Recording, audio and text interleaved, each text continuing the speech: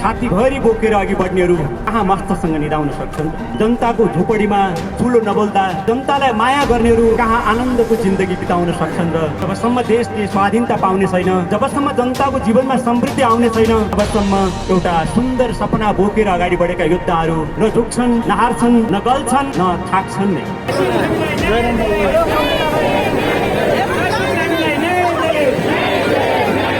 बुढीगण्डकीमा गएको अरबौं रुपियाँ नेताहरूले कमिसन खाने अनि तिनको भार पनि हामी जनताले भोगिदिनु पर्ने, के यो सत्ता हाम्रो निम्ति स्वीकार्य हुन सक्छ? जति बेलासम्म दलाल संसदीय व्यवस्था हाबी रहन्छ नेपालमा, त्यति बेलासम्म जनताले यस्ता अन्यायपूर्ण गतिविधिको शिकार हुनु परिरहनेछ। अहिलेको राजनीतिक प्रणाली जो जनताको नजरमा बदनाम भएको छ, यसलाई विस्थापन गर्नुको विकल्प छैन। भारतीय हस्तक्षेप मुर्दाबाद, भारतीय हस्तक्षेप मुर्दाबाद।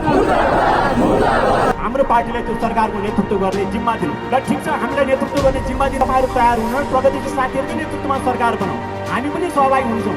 तर एउटा फैसला गरौँ, जनमत सङ्ग्रह। तपाईँहरू तयार रहनुहोस् जनमत सङ्ग्रहको निम्ति।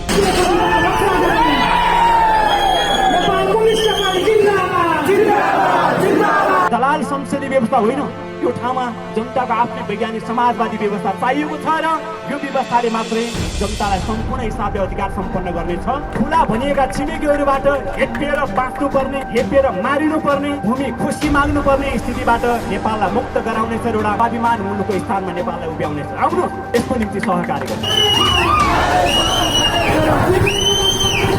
माधवजीलाई प्रचण्डजीले नचाइराख्नु भएको छ, ओलीजीले अर्कोले नचाइराख्नु भएको छ। काङ्ग्रेसको हालत खराब छ, अहिले राम्रो छैन। तपाईँले देख्नु भएको छ, दिनकै रामचन्द्रजी र देउबाजीमा दोहोरी चलेकै छ। मधेसवादीमा बाबुरामजीहरूको कुरा त रिपोर्टै अनुसार केही छ। उहाँलाई पनि त्यही विदेशीले खेलाएको छ, उसलाई पनि त्यही विदेशीले खेलाएको छ। यस्तो भन्ने ठाउँमा नेपालका प्रधानमन्त्री छन्।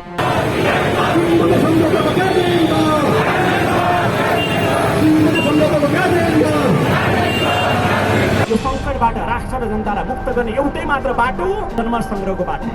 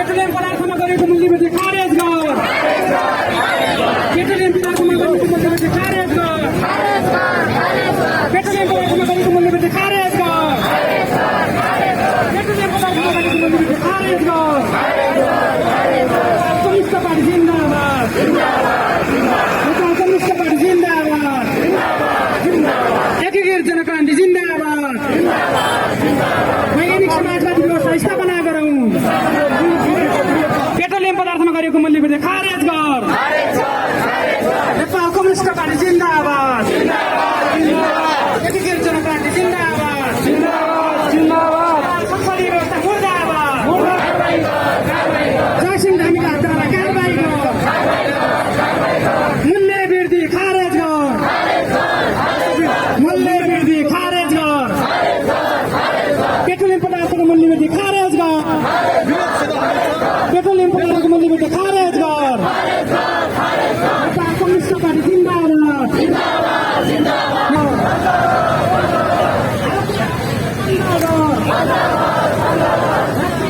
रक्षा गरौँ, राष्ट्रिय स्वाधीनताको रक्षा गरौँ, राष्ट्रिय स्वाधीनताको रक्षा गरौँ। पेट्रोलियम पदार्थको मूल्यवृद्धि खारेज गर, पेट्रोलियम पदार्थको मूल्यवृद्धि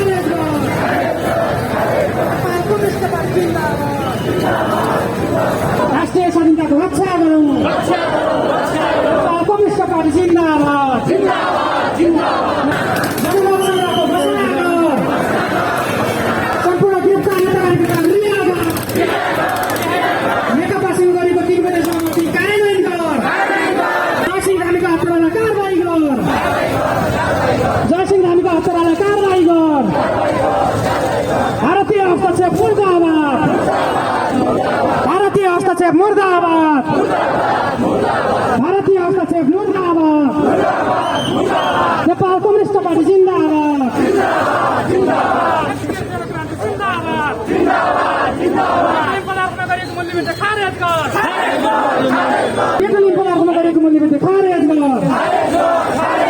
नेपाल कम्युनिस्ट पार्टी जिन्दाबाद। नेपाल कम्युनिस्ट पार्टी जिन्दाबाद। एकीकृत जनक्रान्ति जिन्दाबाद। जयसिंह रामीका हत्यारालाई कारबाही गर। जयसिंह रामीका हत्यारालाई कारबाही गर। भारतीय हस्तक्षेप मुर्दाबाद।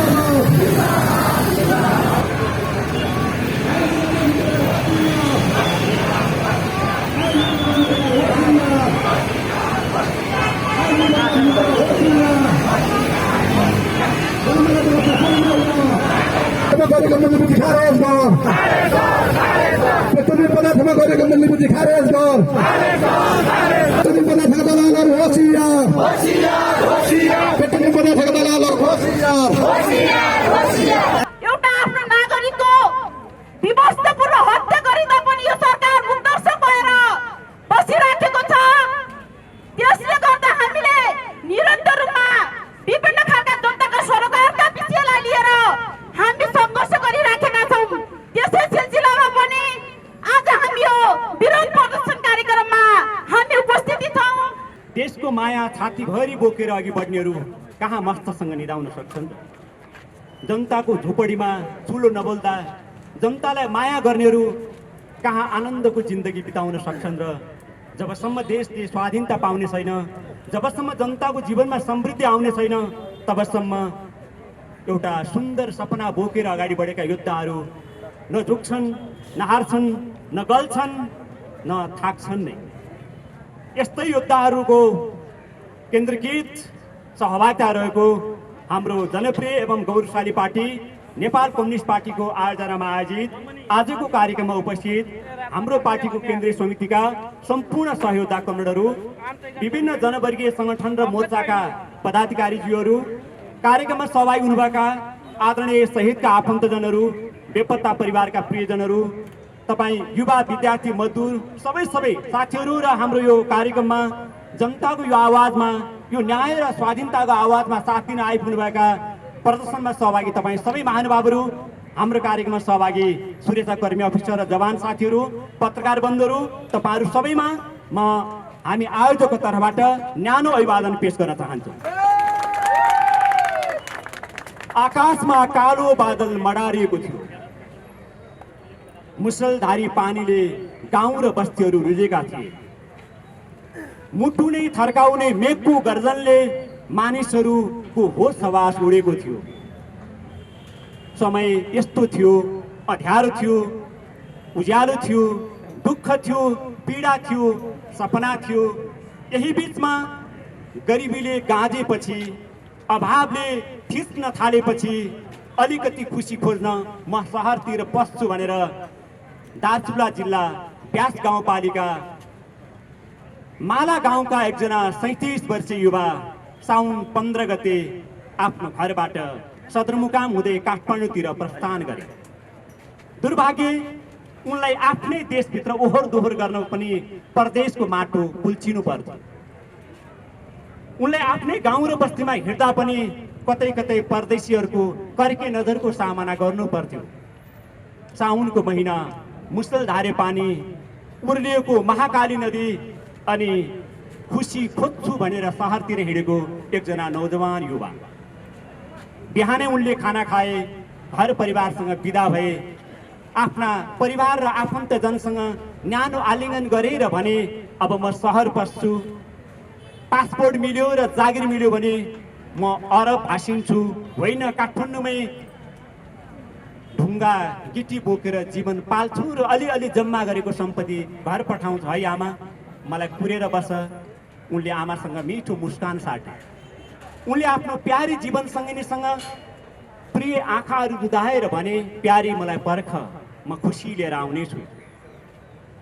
गाउँघरका दाजुभाइसँगै काठमाडौँ ब्यास खलङ्गा दार्चुला सदरमुकाम खलङ्गा हुँदै काठमाडौँतिर हिँडेको र सपना बोकेर अरबतिर उठ्न लागेको त्यो नौजवान युवा थियो 37 वर्षीय ब्यास गाउँको माला गाउँ निवासी जयसिंह धामी। जब जयसिंह धामी महाकालीको किनारमा उभिए, उनको सामुन्ने महाकाली पार गर्ने कुनै साधन थिएन। उनको यत्न थियो महाकाली पार गर्ने।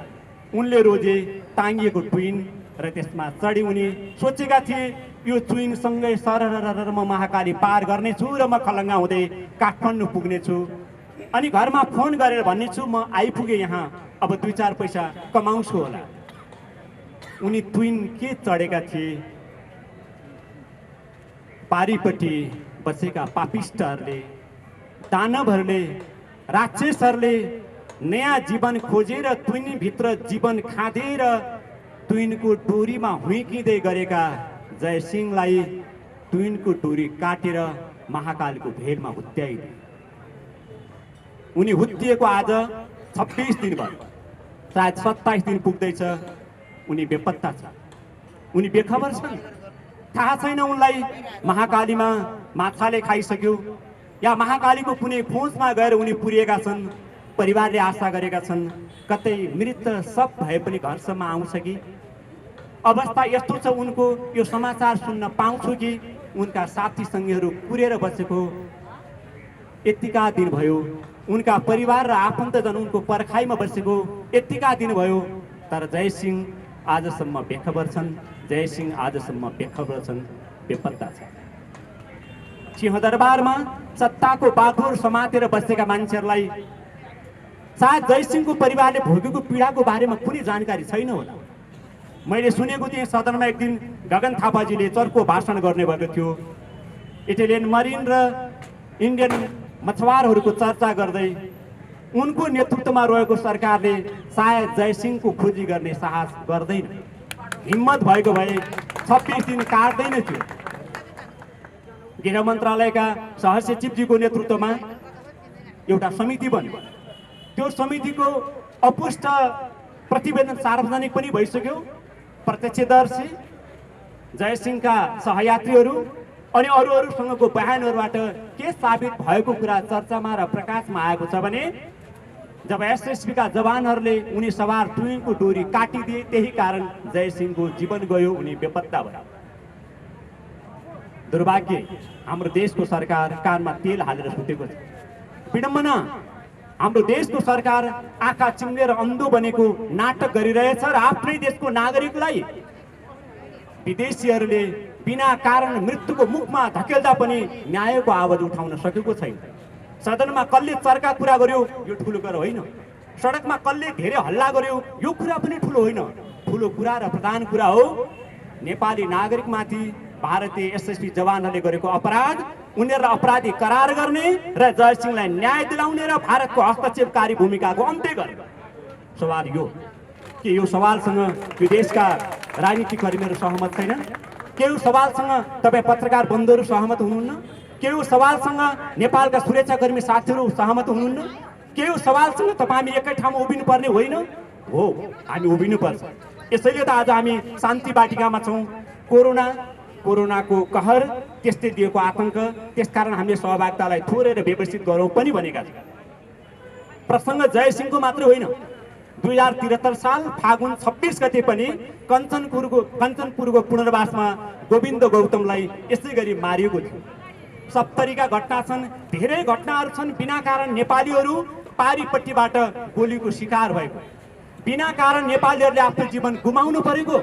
तर दुर्भाग्य, नेपालमा वामपन्थी सरकार आए पनि, नेपालमा प्रजातान्त्रिक हामपन्थी सरकार आए पनि उनलाई जनताको बारेमा कुनै चिन्ता छैन, कुनै चासो छैन। नेपालको सहरहरूमा, नेपालका गल्लीहरूमा दिन दहाडै भारतीय प्रहरीहरू सशस्त्र घुम्छन्, फिर्छन्। नेपाल प्रहरीले गिरफ्तार गरेर बुझाउँछ सरकारलाई, तर सरकार नतमस्तक हुन्छ, लम्पसार पर्छ र भन्छ छिमेकीको मन दुखाउनुहुन्न।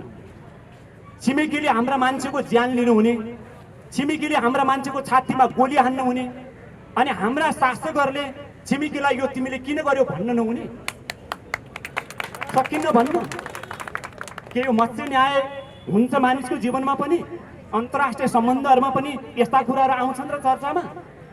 दुर्भाग्य, विडम्बना, हाम्रा नागरिकहरू, हाम्रा देशवासीहरू, हाम्रा जनसमुदायहरू यसरी निरन्तर मारिँदै गएका छन् र उनीहरूले जीवनबाट निरन्तर हात धुँदै जानु परेको छ। सरकार क्रमशः मुखदर्शक बनेर बसेकै छ, तर न्यायको आवाज बुलन्द गर्नेहरू सुतेका छैनन्। जनताको अधिकारको पक्षमा उभिनेहरू लत्रेका छैनन् र झुकेका छैनन्। उनीहरू सडकमा हुन्छन्, उनीहरू सबै ठाउँमा हुन्छन् र यो आवाज सदैव बुलन्द भइरहन्छ। आदरणीय महानुभावहरू, 27 वटा जिल्लासँग नेपालको भारतीय सिमाना जोडिएको छ। तपाईँलाई थाहा छ, 24 वटा जिल्लाको 71 भन्दा बढी ठाउँमा सीमा मिचिएको छ। 60,627,000 हेक्टर जमिन भारतले नेपालबाट हडेपेर लिएको छ। कल्पना गर्नुहोस् त, के तपाईँ हामी स्वाधीन छौँ? के एउटा स्वाभिमान मुलुकको सीमा अर्को छिमेकीले यसरी हडेप्न सक्छ? के स्वाधीन मुलुकभित्र बसेर अरूले यसरी दिन दहाडै नागरिकको हत्या गर्न सक्छ? सक्दैन, पाउँदैन। अन्तर्राष्ट्रिय कानुन यही हो, अन्तर्राष्ट्रिय मान्यता यही हो। तर दशकौँदेखि नेपालीले यो पीडा झेल्नु परेको छ, दशकौँदेखि नेपालीले यो व्यथा झेल्नु परेको छ र हाम्रो भूमि क्रमशः खुम्चिँदै आएको छ। लाग्छ यदि हामी राष्ट्रवादीहरूले नसोच्ने हो भने, हामी देशभक्तहरू हामी सबै एकताबद्ध नहुने हो भने नेपालको भविष्य योभन्दा अन्धकार र भयावह हुन सक्छ। हामी आजको यो विरोध प्रदर्शनको कार्यक्रम मार्फत जनताको माझमा, देशका नागरिकहरूको माझमा र शासकहरूको कानमा पनि यो आवाज पुर्याउन चाहन्छौँ कि नेपालीहरू जाग्ने बेला भएको छ। नेपालीहरूले राष्ट्रिय स्वाभिमानको मुद्दालाई नयाँ उचाइमा उठाउने बेला भएको छ। उठ्नुपर्छ मुद्दाहरू, गाउँ गाउँबाट, गल्ली गल्लीबाट, चोक चोकबाट, कलेजका आँगनहरूबाट। हामीलाई विश्वास छ यो स्थिति आउनेछ। आजको हाम्रो विरोध प्रदर्शनको एउटा विषय यो हो। दोस्रो विषय, अस्ति भर्खरै सरकारले पेट्रोल डिजेल लगायतका पेट्रोलियम पदार्थहरूको मूल्य वृद्धि गर्यो। मसँग यहाँ केही तथ्याङ्कहरू छन्। यो मूल्य वृद्धि कति जायज छ, यो मूल्य वृद्धि कति नाजायज छ। हामी सबैले सोचौँ र हामी सबैले विचार गरौँ। तपाईहरुलाई थाहा छ यति बेला कच्चा तेलको मूल्य अन्तर्राष्ट्रिय बजारमा खस्केको छ र साथसाथै डलरको भाउ पनि खस्केको छ। तपाईलाई थाहा छ यति बेला रक्सोलसम्म आइपुग्न प्रति लिटर पेट्रोलको मूल्य मसँग आएको तथ्याङ्कमा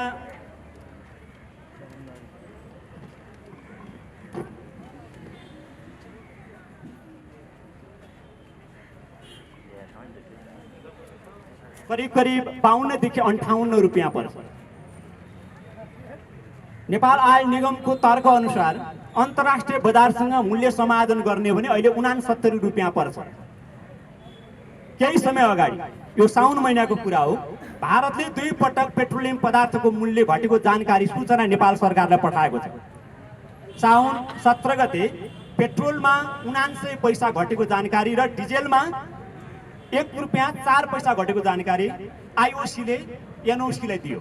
यसै गरी साउन 32 गते पेट्रोलमा 30 पैसा र डिजेलमा 75 पैसा कम भएको जानकारी पनि आइओसीले नेपाल गभर्नमेन्ट या एनओसीलाई पठायो। यसो गर्दा साउन 32 सम्ममा घटेको मूल्य पेट्रोलमा 1 रुपियाँ 29 पैसा, डिजेलमा 1 रुपियाँ 69 पैसा हुन्छ। त्यसो हुँदा पेट्रोलको भाउ डिजेलको भाउ अहिले सरकारले घटाउनु पर्ने कति रहेछ? पेट्रोलमा 1 रुपियाँ 29 पैसा, डिजेलमा 1 रुपियाँ 79 पैसा। तर सरकारले गर्यो कि 2 रुपियाँ बढायो। यो किन बढ्छ? तपाईले यो सबै 52 देखि 58 रुपियाँसम्ममा रक्सोलमा आइपुग्ने प्रति लिटर पेट्रोल अहिले हामी 130 रुपियाँमा किनिरहेका छौँ। मूल्य अभिवृद्धि कर, सडक भार क्षम लगायतका कैयौँ करहरूलाई जोडेर लगभग मूल्य अहिले 58 रुपियाँ चाहन्छन् नेपाल सरकारले करको रूपमा दाखिला गरेको छ। मतलब ती सबै रकमहरू जोडिएर अहिले हामीले 130 रुपियाँ तिर्नुपर्छ। एकातिर डलरको भाउ घटेको छ, अर्कोतिर कच्चा तेलको बजार मूल्य अन्तर्राष्ट्रिय बजारमा खस्केको छ। आइओसीले या इन्डियन आयल कर्पोरेसनले घटेको प्रमाण इन्फर्मेसन पनि हामीलाई पठाइरहेको छ। तर नेपालको सरकार पेट्रोल डिजेल लगायतका पेट्रोलियम पदार्थ या हाम्रा इन्धनहरूमा मूल्य बढाएको छ। यो किन हुन्छ? तपाईलाई थाहा छ गत साल नेपाल आयल निगममा 29 करोड रुपियाँ उहाँहरूको बोनस कोषमा जम्मा भएको थियो। मैले आज बिहान मात्रै प्राप्त गरेको खबर अनुसार यो वर्ष उहाँले 11 करोड रुपियाँ बोनस खाने दाउ गरिराख्नु भएको छ। अहिले नेपालको एनओसी कति घाटामा छ भने झन्डै 4 अर्ब रुपियाँ नेपाल आयल निगम अहिले पनि घाटामा छ। तर उहाँहरू 29, 30 झन्डै 40 करोड रुपियाँ बोनस खाने दाउमा हुनुहुन्छ। महालेखाले उहाँहरूलाई डिस्टर्ब गरिदिएको छ, त्यसकारण उहाँहरूको गोजीहरू रित्तिएको महसुस गर्नुभएको होला। नम्बर 1 बोनसको कुरा, 4 अर्ब बढी एनएफसीले अहिले पनि घाटा बेहोरेको छ। नम्बर 2 सायद तपाईँहरू भुक्तभोगी हुनुहुन्छ, यहाँ पत्रकार सञ्चारकर्मी साथीहरू पनि हुनुहुन्छ, विज्ञ महानुभावहरू पनि हुनुहुन्छ। नेपालका भिआइपीहरू, पूर्व प्रधानमन्त्री, पूर्व राष्ट्रपति, पूर्व प्रशासक, प्रहरी सेनाका पूर्व उच्च तहका अधिकृतहरू, कर्मचारीहरू सबैले नेपाल आयल निगम उनको सिफारिसमा दर्जनौं ठाउँहरूबाट वार्षिक करोडौं रुपियाँको निःशुल्क इन्धन खपत गर्छन्, प्रयोग गर्छन्। नेपालका प्रधानमन्त्रीहरू पेट्रोल डिजेल किन्न नसक्ने अभिगतका छन्। नेपालका प्रशासकहरू पेट्रोल डिजेल किनेर गाडी चढ्न नसक्ने अवस्थामा छन्। नेपाली सेना, नेपाल प्रहरीका अफिसरहरू पेट्रोल डिजेलमा पैसा तिरेर आफ्ना सवारी साधन प्रयोग गर्न नसक्ने अवस्थामा छैन। तर एनओसीबाट, नेपाल आयल निगमबाट उनको सिफारिसमा वार्षिक करोडौं रुपियाँ भिआइपीहरूको निम्ति निःशुल्क इन्धन वितरण हुन्छ। त्यसको मार पनि हामीलाई पर्यो। अनि पेट्रोलको भाउ नबढेर के हुन्छ? तपाईलाई थाहा छ 2072 साल 72-73 को आर्थिक वर्षदेखि बुढी गण्डकी परियोजनाको निम्ति सरकारले पेट्रोलियम पदार्थमा कर लगायो। लगभग 71 अर्ब 40 करोड रुपियाँ अहिलेसम्म बुढी गण्डकीको निम्ति हामी नागरिकहरूले हामीले खनाइसकेका छौँ। तर बुढी गण्डकी कहाँ छ? पूर्व प्रधानमन्त्री बाबुरामजीले एउटा मञ्चबाट घोषणा नै गर्नुभयो, नेपालका बहालवाला र पूर्व प्रधानमन्त्रीहरूले यो प्रोजेक्टबाट 3-3 अर्ब रुपियाँ खाए, म प्रमाणै दिन सक्छु भनेर बाबुरामजीले टिप्पणी गर्नु। अब प्रधानमन्त्रीज्यूहरूले खाने 3-3 अर्ब पनि हाम्रै कोषबाट खाने रहेछ, हाम्रै पैसा खाने रहेछ। अनि पेट्रोलियम पदार्थको भाउ नबढेर के हुन्छ? तपाईँ कल्पना गर्नुहोस् त, बोनसका निम्ति गरेर बसेका छन् 4 अर्ब घाटामा भए पनि नेपाल आयल निगमका कर्मचारीहरू। अनि भिआइपीहरू वार्षिक करोडौं रुपियाँ जनताको ढाड सेकिने गरी निशुल्क इन्धन प्रयोग गरिरहेकै छन्। अनि प्रशासकहरू अनि मन्त्रीज्यूहरू, सरकारका उच्च पदस्थ अधिकृतहरू यहाँबाट कमिसन लिइरहेका छन्। यसको निष्कर्षमा, यसको निचोडमा, यसको समग्रमा पेट्रोलियम पदार्थको मूल्य वृद्धि भएको छ। हाम्रो भनाइ के हो भने पेट्रोलियम पदार्थमा मूल्य वृद्धि जरुरी छैन। ल ठिक छ, 69 रुपियाँ अहिलेको अन्तर्राष्ट्रिय मूल्यलाई समाधान गर्दा पनि पुग्छ भने यो कैयौं करहरू हामी घटाउन सक्दैनौँ? यातायातको सुविधा अहिलेको नागरिकको अधिकार क्षेत्रभित्र पर्दैन? 3-3 अर्ब नेपालका मन्त्रीज्यूहरूले गोजीमा हालेर हिँड्नु हुने, 70 करोड रुपियाँ खुल्या मागेर कमिसन खान हुने, अनि पेट्रोलको मूल्य घटाउनु नहुने, ग्यासको मूल्य घटाउनु नहुने, डिजेल र मटिरियलको मूल्य घटाएर जनताको सेवा गर्न नहुने? के मानसिकता नेपालका शासकहरूमा छैन? के नेपालका शासकहरूले नेपाली जनताको बारेमा सोच्नु पर्दैन? अर्को पटक चुनाव आउला नि, चुनाव आउँदा तपाईँ कालो मोर्चा र ढुङ्गा खाने कि जनताको ताली खाने? मलाई लाग्छ जनताले ढुङ्गामुढा गर्नुको विकल्प छैन। यसर्थ आदरणीय महानुभावहरू, हामीले आजको संक्षिप्त कार्यक्रममा यी तथ्यहरू र यी परिघटनाहरूको बीचबाट यहाँलाई अपिल गर्न खोजेको कुरा के हो भने पछिल्लो पटक राज्यले पेट्रोलियम पदार्थमा इन्धनमा जो मूल्य वृद्धि गरेको छ यो नाजायज छ, यो अन्यायपूर्ण छ।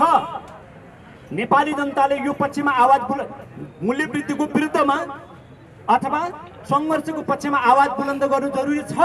यदि होइन जनता चुपचाप सही राख्ने हो भने शासकहरूले हामीलाई थिचिनै राख्ने रहेछन् नि। थिचेनन् राजाहरूले हामीलाई दशौँकोसम्म, सदियौँसम्म। तर जब राजाहरूको विरुद्ध हामी सङ्घर्षमा आयौँ राजाहरू ढले नि। अहिले छोटा राजाहरूलाई पनि उनको निम्ति हामीले इन्धन पठाइदिनु पर्ने, तिनको पैसा नेपालीले तिर्दिनु पर्ने। बुढी गण्डकीमा गएको अरबौं रुपियाँ नेताहरूले कमिसन खाने, अनि तिनको भार पनि हामी जनताले भोगिदिनु पर्ने। के यो सत्ता हाम्रो निम्ति स्वीकार्य हुन सक्छ? यस्तो संसदीय राजनीतिक प्रणालीले जनतालाई, राष्ट्रलाई समृद्धि र स्वाधीनता दिन सक्छ? हाम्रो निष्कर्ष के हो भने जति बेलासम्म यो दलाल संसदीय व्यवस्था हाबी रहन्छ नेपालमा, त्यति बेलासम्म जनताले यस्ता अन्यायपूर्ण गतिविधिको शिकार हुनु परिरहनेछ। जयसिंह धामीहरू यसै गरी तुइनबाट बारम्बार काटिएर मारिरहनु पर्नेछ। अनि हामी नागरिकहरू, हामी श्रमिकहरू, हामी मजदुरहरू, हामी मध्यम वर्गहरू यसै गरी निरन्तर बढेको मूल्य वृद्धिको मार सहँदै खप्दै चुपचाप जिन्दगीलाई बाध्यता र व्यवस्थाको डोरीले घिसारिरहनु पर्ने चाहिँ कहिलेसम्म? यसैले हामीले भन्यौँ नेपालमा अहिलेको संसदीय व्यवस्था जो जनताको नजरमा गिरिसकेको छ, अहिलेको राजनीतिक प्रणाली जो जनताको नजरमा बदनाम भएको छ, यसलाई विस्थापन गर्नुको विकल्प छैन। त्यो ठाउँमा आउनुहोस्, हामीले भन्यौँ सबै प्रगतिशील शक्तिहरू एक ठाउँमा आउँ, हाम्रो पार्टीलाई त्यो सरकारको नेतृत्व गर्ने जिम्मा दिनु। हामीले भन्यौँ ल ठिक छ, हामीलाई नेतृत्व गर्ने जिम्मा दिन तपाईँहरू तयार हुनु, प्रगतिशील साथीहरूकै नेतृत्वमा सरकार बनाऊ, हामी पनि सहभागी हुन्छौँ र एउटा फैसला गरौँ जनमत सङ्ग्रहको चुनावको आयोजना गरौँ। आफूमाथि शासन गर्ने व्यवस्था कस्तो बनाउने, जनताले मत हालेर निर्णय गर्ने अधिकार जनतालाई दिउँ। यदि हामी आफूलाई डेमोक्रेट मान्छौँ भने, यदि हामी आफूलाई लोकतन्त्रवादी भन्छौँ भने, यदि हामी आफूलाई प्रजातन्त्रवादी भन्छौँ भने, यदि हामी प्रतिस्पर्धामा विश्वास गर्छौँ भने हाम्रो अपिल छ नेपालका वर्तमान राजनीतिक पार्टीहरूलाई, हाम्रो महासचिव कमरेडले इन्डिभिजुअल भेटघाटहरूमा यी सबै कुराहरू बारम्बार चर्चा गरिसक्नु भएकै छ। यो मञ्चबाट पनि हाम्रो तपाईँहरूलाई अपिल छ, तपाईँहरू तयार रहनुहोस् जनमत सङ्ग्रहको निम्ति।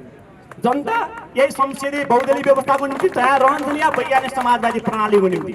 जनतालाई निर्णय गर्ने अधिकार दिउँ, जनतालाई फैसला गर्ने अधिकार दिउँ।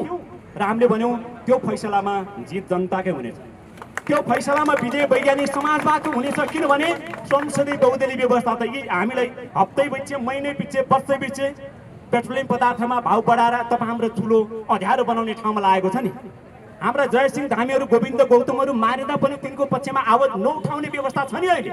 अनि हाम्रा नेपालका नागरिकहरूलाई विदेशमा बेचेर त्यहाँ कमिसन खाएर बाँच्ने शासकहरू हुँदासम्म के जनताले सुख पाउँछन्?